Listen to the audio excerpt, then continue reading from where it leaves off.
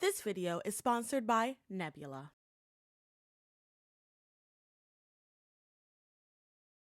In 2021, director Ridley Scott released two films, House of Gucci and The Last Duel. House of Gucci. I don't consider myself a particularly ethical person. Neither film performed spectacularly well, but while The House of Gucci was always expected to live or die on the backs of Lady Gaga fans like myself, The Last Duel grossed only $30 million against a $100 million budget. And that failure was treated, along with the failure of The Northman in 2022, as an example of how audiences don't support adult movies and the struggle of non-franchise movies during the COVID era. I saw both of these films in theaters, and both would be Kind Rewind, funny enough. Love her, subscribe to her channel. I love you, work wife. Mwah. While neither film fully understood the assignment, I find the surprise surrounding the failure of The Last Duel to be particularly interesting. I don't think people wanted to watch an old-timey trial, and especially right in the middle of COVID and the Me Too era. And it prompts an interesting conversation about the disconnect between what audiences show up for and what studios think they will show up for. And also the fact that Ridley Scott tried to do a Me Too movie and it was very, very bad. Do you swear on your life that what you say is true?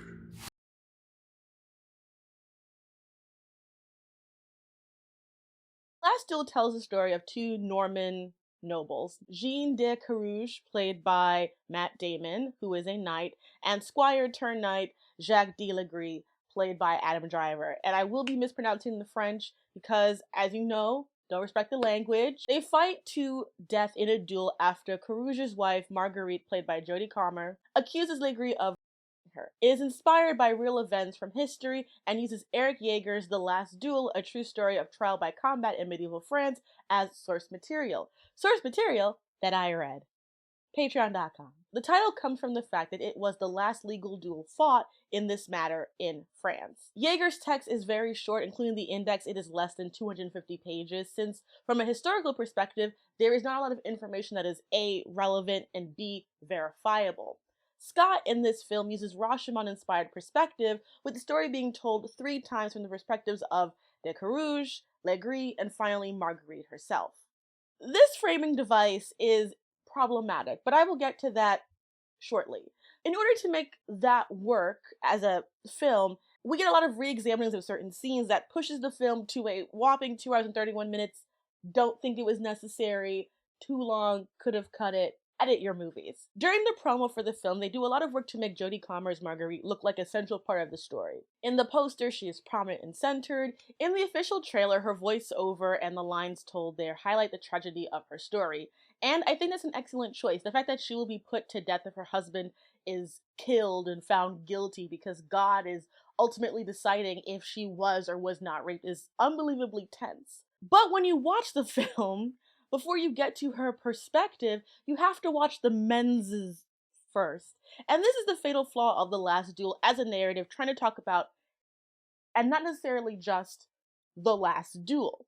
The movie tells us that Marguerite is telling the truth. Her section of the movie is labeled as such. But by presenting it in a movie style that is supposed to sow the seeds of narrative doubt, you create doubt in an audience. In Rashomon by the great Akira Kurosawa, it is about 4 witnesses recounting the of a woman and the murder of her samurai husband. You see it from the perspective of the bandit rapist, the wife, the ghost of a samurai through a medium, and then the woodcutter, the one witness who is supposed to be sort of the good, least biased person. Each telling is contradictory and self-motivated so that even the most honest account can be seen as dubious. You don't leave the film knowing absolute truth, and that necessarily isn't the point of it. It's about how we craft stories to fit our own agendas and what is even truth with different agendas working for it.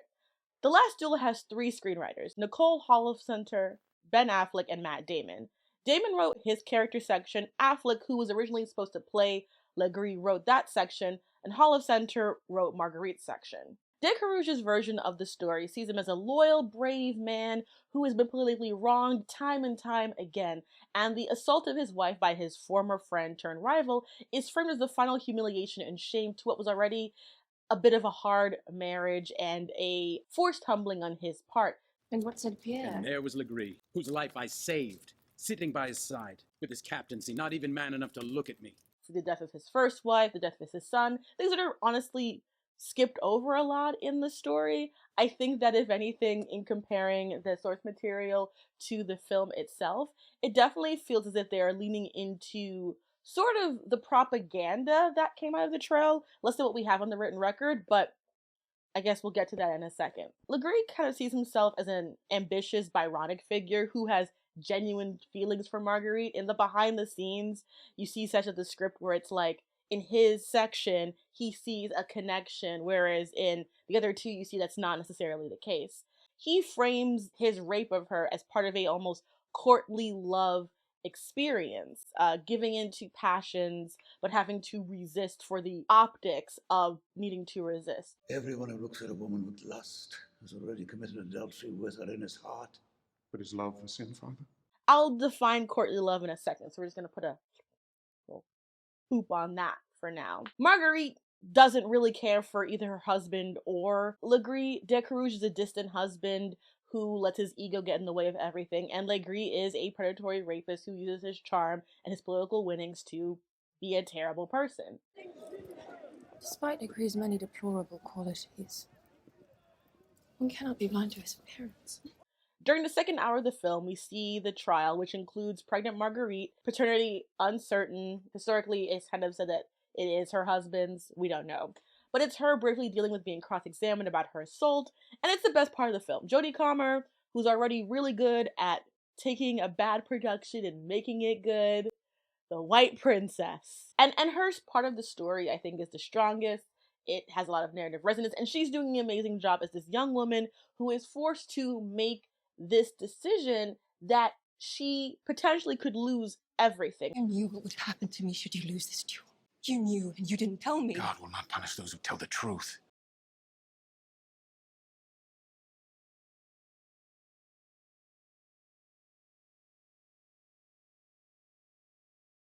There's an argument to be made that by using the Rashimon Effect in order to tell another story of and end on a singular truth is intentional, like deconstructing and playing with that concept. But the problem to me is that once you plant the seed of doubting a woman's truth about an assault, it doesn't go away. And I would expect the director of Thelma and Louise to understand that, quite frankly. Just about 100 goddamn people saw you dancing cheek to cheek with them all night. Who's gonna believe that we don't live in that kind of a world, Thelma? And to the fact that the history, despite, spoiler alert, De Carouge wins the duel, Marguerite doesn't get burnt, she is, acquitted in the eyes of God, there has been doubt, especially from those from the Legree family, of what happens, because fundamentally it is the ultimate he said, she said. And while the movie does show Legree as someone who thinks his good looks entitle him to bed whoever he wants, consent be damned, I don't think that his perspective adds anything to the story except some layer of sympathy and subjective personality to him, which I think is just fundamentally not necessary.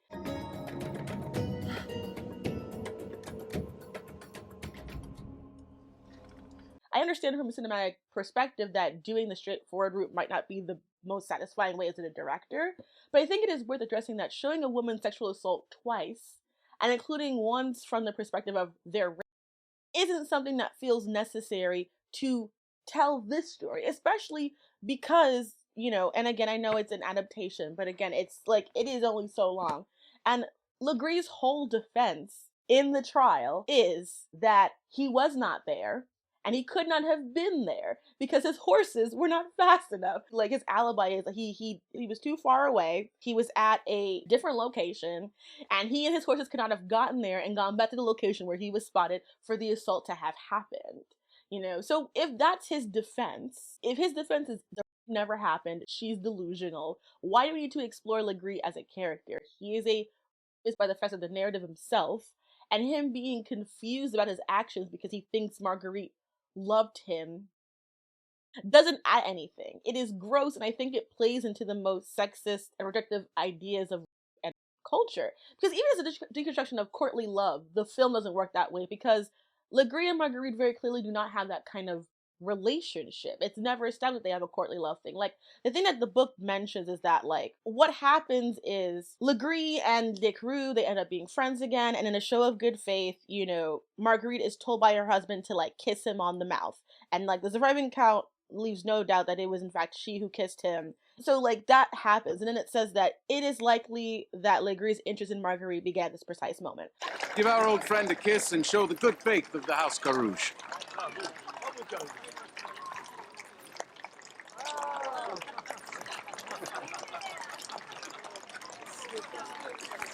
Give my old friend a kiss.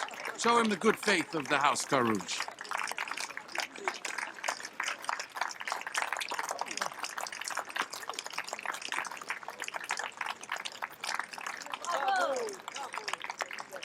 Come.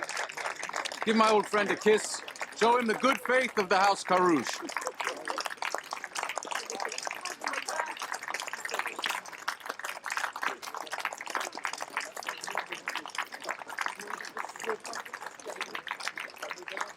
So the interest that he has in her is only based on the fact that she was forced to kiss him by her husband as a show of good favor between them. That is not courtly love. Courtly love was rooted in a concept in kind of like medieval European standards, and even that's a little bit shady because, you know, they like to lie. It's this idea of kind of like, I guess, edging with pathos. And to build more on this idea of courtly love, we can look at A Distant Mirror, The Calamitous 14th Century by Barbara Wetham Tuchman, where she talks about the way in which the 14th century has all these contradictory ideas about what the Middle Ages look like, which is a really great read in general. Courtly love was understood by contemporaries to be love for its own sake. Romantic love, true love, physical love, unassociated with property or family, and consequently focused on another man's wife, since only such an illicit liaison could have no other aim but love alone. Love of a maiden was virtually ruled out, since this would have raised dangerous problems, and besides, maidens of noble estate usually jump from childhood to marriage with hardly an interval for romance. The fact that courtly love idealized guilty love added one more complication to the maze through which medieval people threaded their lives. As formulated by chivalry, romance was pictured as extramarital because love was considered irrelevant to marriage, was indeed discouraged in order not to get in the way of dynastic arrangements. As its justification, courtly love was considered to ennoble a man, to improve him in every way. It would make him concerned to show an example of goodness, to do his utmost to preserve honor, never letting dishonor touch himself or the lady he loved. On a lower scale, it would lead him to keep his teeth and nails clean, his clothes rich and well-groomed, his conversation witty and amusing, his manner courteous to all, curbing arrogance and coarseness, never brawling in a lady's presence. Above all, it would make him more valiant. That was the basic premise. He would be inspired to great prowess, win more victories in tournaments, rise above himself in courage and daring, become, as Froissart said, worth two men. Guided by this theory, women's status improved, less for her own sake than as the inspirer of male glory, a higher function than being merely a sexual object, a breeder of children, or a conveyor of property. The chivalric love affair moved from worship through declaration of passionate devotion, virtuous rejection by the lady, renewed wooing with oaths of eternal fealty, moans of approaching death from unsatisfied desire. Girl, me too. Heroic deeds of valor which won the lady's heart by prowess. Consummation of the secret love, followed by endless adventure and subterfuge to a tragic denouement. There is an argument to be made that Legree is being used to play with this concept of courtly love, except he doesn't seem to realize it. And it's also asking the audience to also know what is being deconstructed. And unfortunately, as someone who has read the Reddit threads for Succession, I know that some of y'all can't read the text. Additionally, while historical evidence doesn't make Gene seem like the best guy, the main source of him being an abusive husband is given by Legree as part of his own defense. Like, to me, I think the biggest disturbance is that in many ways the trial itself feels like the proper framing device, like having the movie have flashbacks of the events as the different defendants and people are giving testimony would be more effective and more in line with the Rashomon idea, or having the flashbacks take place between each part of the final duel. And I can understand how as an action director, like, he made my first R-rated movie, Gladiator. I can see how an action director would want to do a full duel as an epic climax for the story, but I think fundamentally that takes away the focus from Marguerite, and by his own way of writing the story, he has turned Marguerite into the main character. Scott wants this to be a Me Too film with a powerful, brave woman at the center. Yet he doesn't find ways to refocus her. Like, I don't think it's necessary for a period drama to be 100% accurate. And I have my biases and I'm far from consistent on this. But when you want to manipulate the story anyway, why not elevate the woman more? Add more scenes of her dealing with the trial in her own ways. We don't know a lot about Marguerite in general, other than she was ultimately brave and a survivor, that she chose to go forward and legally go against her race at a time where that was not super common to do, and that she was ultimately vindicated, even that I'll also have an asterisk because no one actually knows. Of course, I believe her. And I think what's also very telling about the choice that he made to include both these perspectives is that the actual, as Marguerite describes in the trial and in her testimony, is very graphic and very much not romantic. Trigger warning, Marguerite is at home alone because her husband's away, her mother-in-law has gone, so she's pretty much by herself in the castle. Legree and Louvel, which is one of his servants, they arrive at the house, and he confesses his love for her, says, I love you, she tells him to leave, and Louvel essentially helps Legree bind, gag, and assault her. There is no romance in this. There is no courtly love in this. So the inclusion of it just feels completely shallow. Like they said that like in one part, Legree dragged her over to the bed and roughly threw her onto it. He calls for Louvel. Louvel ran in. He seized Marguerite by one arm and one leg while Legree took her by the other limbs. Together they spread her out face down on the bed. With some rope or strips of cloth they either found in the bed or had bought for the purpose, the two men tied down their struggling victim. You know, she resisted the entire time, and they cut that out of it. They cut that out of the movie. And on the one hand, again, I don't think we need to see a graphic sexual assault multiple times. But I do think, again, you watered it down and then only presented like a perspective from the male rapist point of view that romanticizes his own intent during what happens. And I think that's why this movie, for all it does with the duel and the battle, it's like it's a fine main movie, but that to me just really stuck with me after the fact. So I just wish the story had just been about her. Like, we don't need Matt Damon, we don't need Ben Affleck to do all of this, and it's so disappointing. And on the Patreon, which if you like what I do, I guess I'll play it now. If you like what I do, follow me on Patreon. Support me on Patreon. It is what pays for literally everything. It pays my rent, my very overpriced no city rent. Almost the entirety of what I get from Patreon goes towards my rent because my rent is over $2,000 a month. And I am from New York. I'm not a gentrifier. I am from here. My family is here. And literally, there's nowhere else for me to go and be able to do what I do. So if you like what I do, please support me on the Patreon. But on the Patreon, we watch The Woman King. And while there are definitely, you know, some historical issues we can discuss with The Woman King, it does also deal with sexual assault. And spoiler alerts for that. The character played by Viola Davis, she is assaulted when she is captured by other warriors. And while I didn't love the best backstory for that character, it was done very differently in the sense that, like, you know, she was a warrior, and as much as we don't like to talk about it as much, rape is part of war torture. It happens. It's horrible. And her didn't know who she was. Like, they meet as adults later on, and he has had such an impact on her and how she felt about her body and her autonomy, and he doesn't even remember it. And then she gets to kill him. Really? Murder his ass. And it was great. Love that. Woman King. So there's a catharsis to it. It's an examination of what it means to be a survivor. And I think that's what was really missing from The Last Duel, is that as much as it wanted to tell a story about a woman being brave, it still felt the need to place her story after those of two men. And to be clear, I don't need Marguerite to be a warrior or Xena warrior princess, but I do think it's valid to ask, why does this movie not invest itself in just being her story?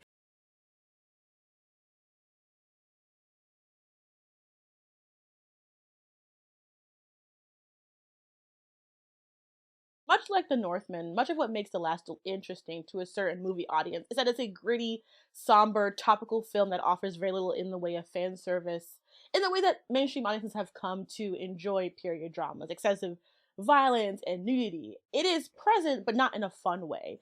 And in that way, it turns itself off from a totally different audience. Do general audiences want a Me Too medieval French movies about figures they've never heard of, especially when they could be watching Venom, Let There Be Carnage? This world is carnage. From a director whose last period drama movie circuit was not great, Bob. And I know it may be silly to you, but before you pull out your whole like race baiter comments, let me just say, it has been said that we don't have movie stars the way that we used to. People are drawn into the brand of a film and the diversity that can be part of a brand, for better or for worse.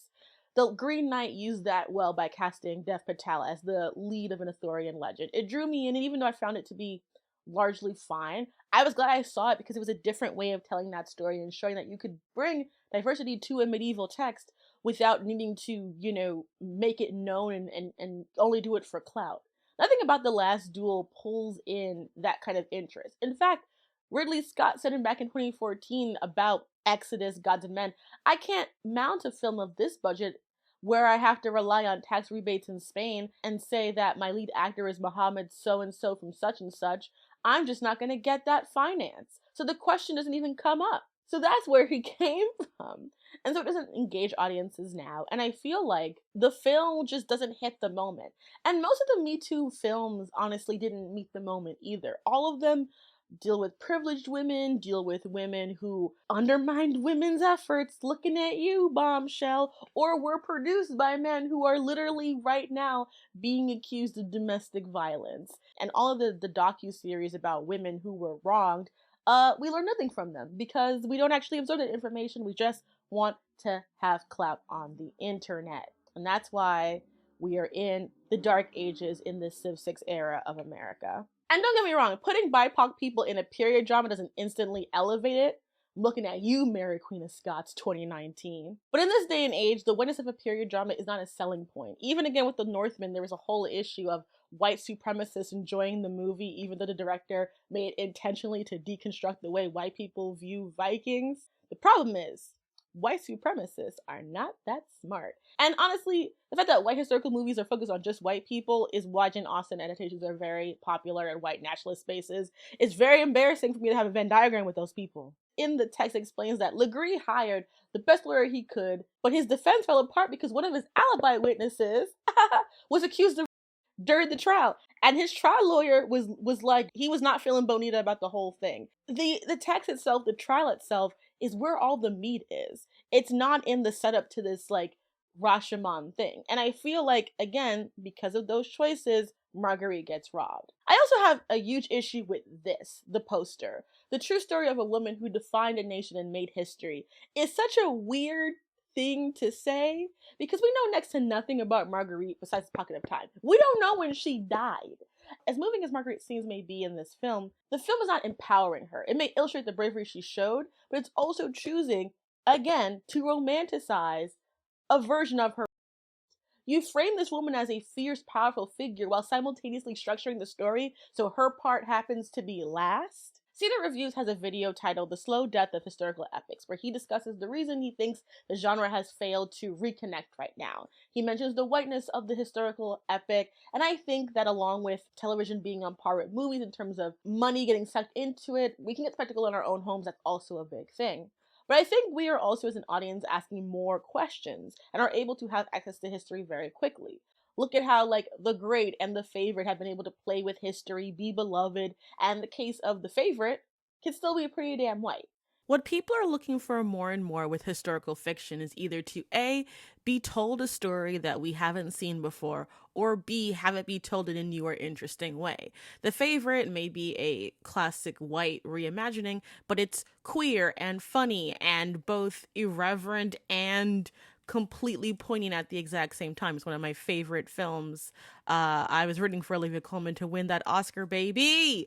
I don't care if she's technically a supporting character in her own movie. She's the inciting incident. So the standard of which we are looking for something in a historical fiction, historical fantasy, sword and sandal film has just evolved because we're not going to be suckered in. We want escapism, we want realism, and we more so want something new. Our standard for entertainment has grown substantially. And so the stories we're looking for need to meet that moment better than they ever have before. Then you have something like The Woman King, based on a fictionalized narrative about the female Dahomey warriors known as the Ongonje. The movie, from a diaspora perspective, was kind of aiming for kind of anachronistic joy over historical accuracy, as this is one of the only films ever made in America about West Africa in a positive way. Not say as an excuse, but just to say that, like, as much as we are like thinking about the historical narratives of West Africa and what West African people did with slavery, those narratives for so long have been controlled by white people and white historians retelling those narratives as well in order to deflect from their own place in the slave trade. And other people be doing it too. And I think it's also important to look at, like, The Last Duel got so much money to be made, whereas something like The Woman King, it wasn't until Black Panther was such a successful film, especially the Dora Milaje, that the people who were working on getting the film made got any money to fund this film. And despite having an almost EGOT at the time in Viola Davis, a co-lead of Star Wars, and actors who starred in both the MCU and James Bond films, the film got a budget of $50 million, which means everyone was underpaid. It went on to make $95 million, which was overperforming for the audience in the time where it came out. And Deadline shared the audience. As expected, women are the majority at Woman King at 60%, with 58% over 35 and 39 over 45. Another promising sign for an older demographic that was reluctant to head out during the height of the pandemic. Black moviegoers turned out at 59%, with Caucasians at 19%, Latino and Hispanic at 12%, and Asian other at 10%. So we see that audiences came out for this movie because they wanted something different. They wanted something new, something fresh. And The Last Duel, for all of its accomplishments, for all of its competencies, is the opposite of fresh. It feels like a show that would have been on Stars. It feels like it could have been following Outlander. And that's not a compliment from me, but it is the reality situation. In a post Game of Thrones and Lord of the Rings world, fantasy, and by extension the Western epic TM, has become trite unless you can bring something original. If you want to watch a historical show featuring, you can just watch Outlander. They're gonna give you at least one every season. White audiences, which are who films like The Last Duel are made for, are more and more saying that, like, they're not interested. I was interested because I'm a nerd, and as you said, I read the book twice, and I like wrote articles about it for the Mary Sue, and I highlighted it and I underlined it because I did find it interesting. But at the same time, that's just me. I also saw Mary Queen of Scots in theaters. Again, my mistake. And so I think that what's really telling is that Ridley Scott made a Me Too medieval epic, but couldn't get any of the factors right. Mostly because he wanted to center two men, both of which didn't need to be centered, and not actually do what needed to be done, which is honor Marguerite and her desire for justice. It should have just been about her. We didn't need her husband. We didn't need Legree having their own perspective. She was enough. And there's something about this film that says that she wasn't. And that is ultimately why I think the film doesn't work. Because her story was more than enough. I know this is a weird video, but I wanted to make it because this has been in my mind for a really long time. And The Last Duel is an interesting movie. And I think it's also just weird how we haven't had a single good Me Too movie, even though everyone was trying to do it. Not a single one was good. The closest was I May Destroy You, but that's because it was not thinking about fancy white people all the time. If you liked my content, if you liked this video, you could have seen it a week earlier if you had been following me on Nebula. On Nebula, many creators such as myself put our videos up early on there. For example, you could be watching right now the video I just uploaded about all of the reimagined Greek mythology texts that have been coming out, my thoughts on the classics, and why I'm very, very happy that things are changing with a lot of jokes about rump. The ancient Greeks really had issues with girls and their hot butts. The mission of Nebula is to allow creatives to share and be informative and be creative with their work without being penalized for being honest. And as a queer Black woman, I simply do not wish to limit myself entirely by the way the algorithm on YouTube works. If you use the link below, you can support me directly and also get both Nebula and Nebula classes off for 40% off annual plans for as little as $2.50 a month. You'll be supporting creators like me, Be Kind Rewind, Lindsay Ellis, Philosophy Tube, and many, many more. But mostly me. And you love me. right?